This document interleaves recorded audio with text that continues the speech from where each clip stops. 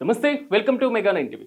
Victory Venkatesh మాటల మాంత్రికుడు త్రివిక్రమ్ శ్రీనివాస్ కలయికతో వస్తున్న క్రేజీ ప్రాజెక్ట్ ఆదర్శ కుటుంబం. ఈ మూవీ రిలీజ్ డేట్ గురించి పరిశ్రమలో ఒక ఇంట్రెస్టింగ్ వార్త చక్కర్లు కొడుతుంది. సమ్మర్లో రిలీజ్ అనుకున్నటువంటి ఈ సినిమా రేస్ నుంచి తప్పుకుందాం. అసలు ప్లాన్ ఏంటి? Let's watch. Victory Venkatesh Trivikram కాంబోలో తెరకెక్కుతున్న ఆదర్శ కుటుంబం విడుదల తేదీ పైన చిత్ర యూనిట్ తన ప్లానింగ్ మార్చుకున్నట్లుగా తెలుస్తుంది.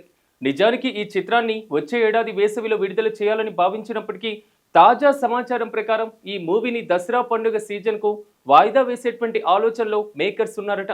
2026 ద్వితీయార్థంలో ప్రభాస్ నటిస్తున్నటువంటి ఫౌజీ కూడా విడుదలకు సిద్ధమవుతుండటంతో బాక్స్ ఆఫీస్ వద్ద అనవసరమైనటువంటి పోటీని నివారించేందుకు మరియు దసరా సెలవులను పూర్తిగా క్యాష్ చేసుకునేందుకు ఈ నిర్ణయం తీసుకున్నట్లు సమాచారం.